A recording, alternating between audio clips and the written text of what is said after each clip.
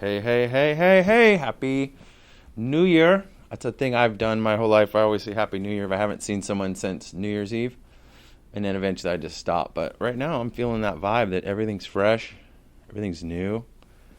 Um, I was down in Costa Rica for 2 weeks surfing in the jungle, where that's basically mindfulness all the time. And then it's easy to be relaxed there, to be mellow.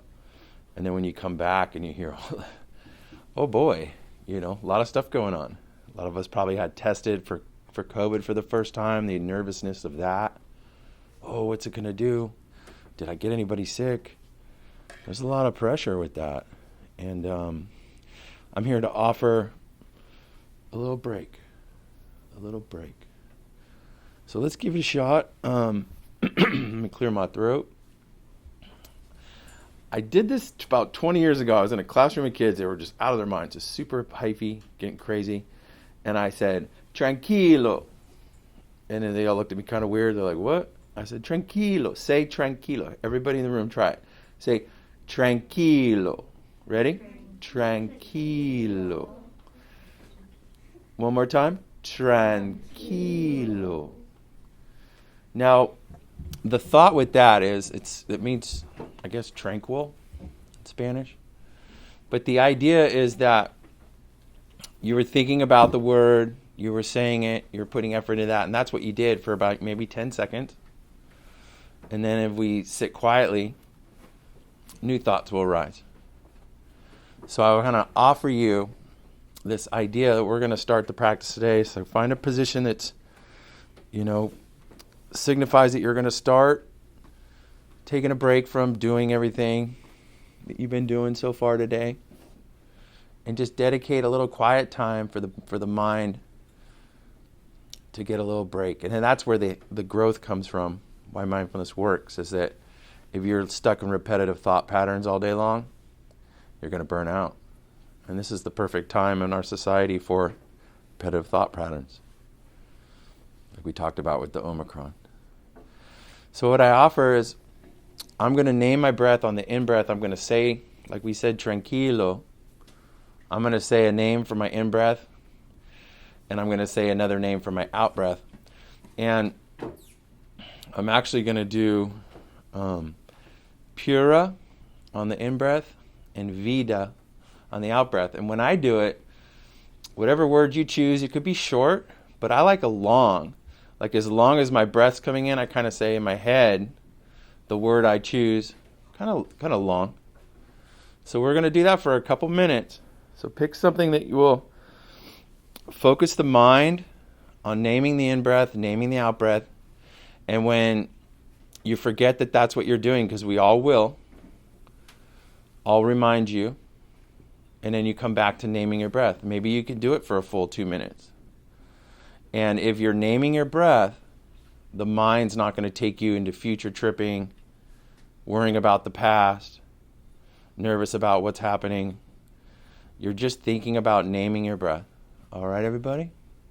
And I'm going to hit Miss Nevin's little sound bowl to signify our start of naming our breath.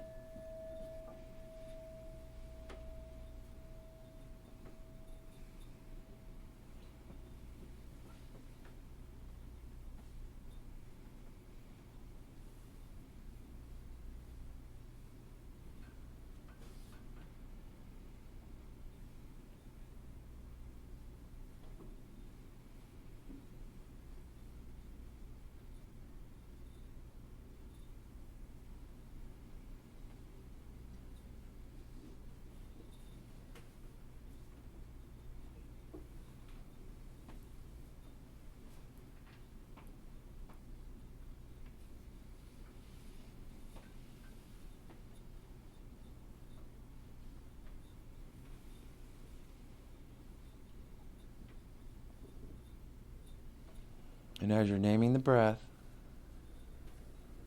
notice if it makes it more relaxed, more easy, a more easy breath.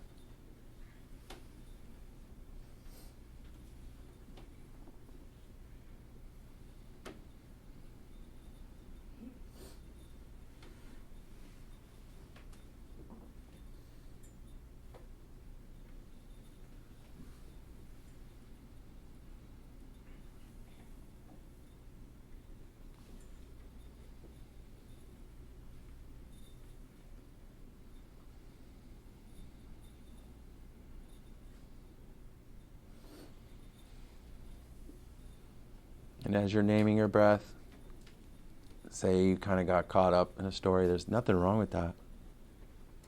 You get to choose.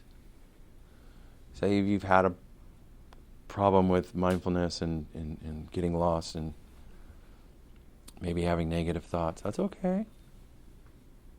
How you treat yourself is the secret to this knowledge of your emotions and your feelings. Those are allowed to be felt. Maybe you're sad today, maybe you're happy. Both are equally good. And you're just practicing. Because that technique of naming your breath, your eyes open, you could be at line at the doctor, you could be in a store with somebody coughing, something that's causing you stress, and you do this practice, and I promise you, your nervous system will recalibrate. That was cool. All right. Now I was going to break out some sound bowls for the new year. I'm going to try to hit them quieter than I normally do, see if that matters. And the trick with this is sound's always going to happen when you're practicing. And how much thought you give to it determines how much benefit you could get from the practice. So what you're going to try and do is just follow the thought with your eyes closed of how much can I notice about the sound. And just kind of focus on letting it arise, pass away like clouds in the sky.